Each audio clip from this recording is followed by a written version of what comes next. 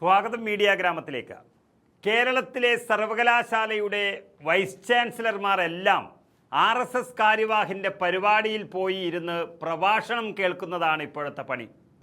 ഉള്ള പണി പോകാതിരിക്കാൻ സംഘപരിവാറിൻ്റെ കാൽക്കൽ വീണ് പിടയുന്ന ഈ VC-മാരുടെ കീഴിലാണല്ലോ ഇന്നത്തെ വിദ്യാഭ്യാസം എന്ന് ആലോചിക്കുമ്പോഴാണ് ആ വിദ്യാർത്ഥികളുടെ ഗതികേട് മനസ്സിലാകുന്നത്.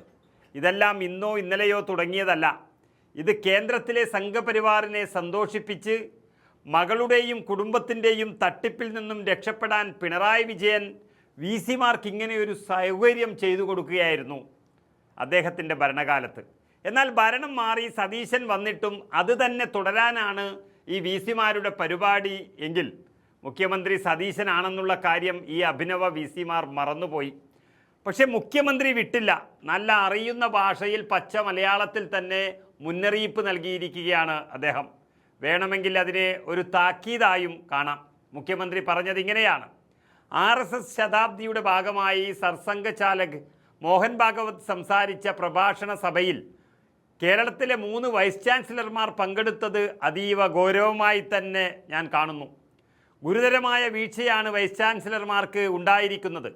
കേരളത്തിൻ്റെ വിദ്യാഭ്യാസ പാരമ്പര്യത്തിനും വൈസ് ചാൻസലർമാരുടെ അന്തസ്സിനും നിരക്കാത്തതാണ് അത്.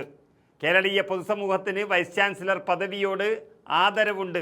അത് കളഞ്ഞു കുളിക്കുന്ന തരത്തിലാണ് ഈ തീവ്ര വർഗീയത പറയുന്ന RSS നേതാവിൻ്റെ പരിപാടിയിൽ ഇവർ പങ്കെടുത്തത്. വർഗീയതയെ പ്രോത്സാഹിപ്പിക്കുന്ന നടപടി ഇനി ആരുടെ ഭാഗത്തു നിന്നുണ്ടായാലും അത് അംഗീകരിക്കാൻ പോകുന്നില്ല, അത് വെച്ചുപൊറുപ്പിക്കുകയുമില്ല.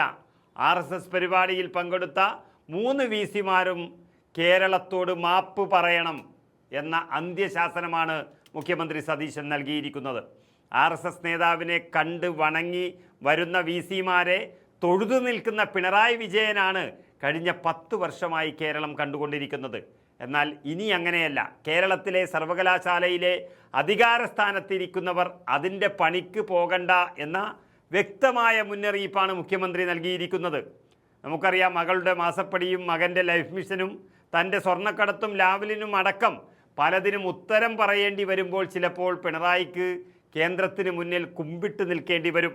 എന്നാൽ സതീശൻ അതിൻ്റെ ആവശ്യമില്ല എന്നുള്ള സൂചനയും അദ്ദേഹം നൽകുമ്പോൾ സഖാക്കൾക്ക് അനക്കമില്ല ഇതുവരെ. പക്ഷേ പിണറായിയുടെ വലിയൊരു രഹസ്യബന്ധം ഉണ്ട് എന്ന് പറയുന്ന BJP നേതാവ് K. സുരേന്ദ്രൻ പിണറായി വിജയനല്ല ഇതിൽ കുറ്റം പറയുന്നത് സതീശനെയാണ്. RSSനോട് വെറുതെ മുട്ടാൻ നിൽക്കേണ്ടെന്നും മമതയുടെയും സ്റ്റാലിൻ്റെയും ഗതി VD സതീശന് വരുമെന്നും BJPയുടെ മുൻ സംസ്ഥാന അധ്യക്ഷൻ കൂടിയായ സുരേന്ദ്രൻ പറയുകയാണ്. എങ്ങനെ കിണഞ്ഞ് പരിശ്രമിച്ചിട്ടും 10ഓളം തെരഞ്ഞെടുപ്പിൽ മത്സരിച്ചിട്ടും ഒന്ന് ജയിക്കാൻ കഴിയാത്ത സുരേന്ദ്രനാണ് ഇനി കേരളത്തിൻ്റെ മുഖ്യമന്ത്രിയെ ഇത്രയും ഭൂരിപക്ഷത്തിൽ ജയിച്ചൊരു മുഖ്യമന്ത്രിയെ ഇല്ലാതാക്കാൻ പോകുന്നത്. അതവിടെ ഇരിക്കട്ടെ. സതീശൻ സർക്കാരിൻ്റെ കാലാവധി തീരും മുൻപ് തന്നെ സംസ്ഥാനത്തെ എല്ലാ VC-മാരും മോഹൻ ഭാഗവതിനെ കേൾക്കാൻ എത്തുമെന്നാണ് ഇപ്പോൾ സുരേന്ദ്രൻ പറഞ്ഞിരിക്കുന്നത്. ഈ സുരേന്ദ്രന് പണമോ പദവിയോ ഒക്കെ കാണുമ്പോൾ കണ്ണു മഞ്ഞളിക്കുന്ന കുറേ ആളുകളെയൊക്കെ VC-മാരായി കണ്ടിട്ടുണ്ടാകാം.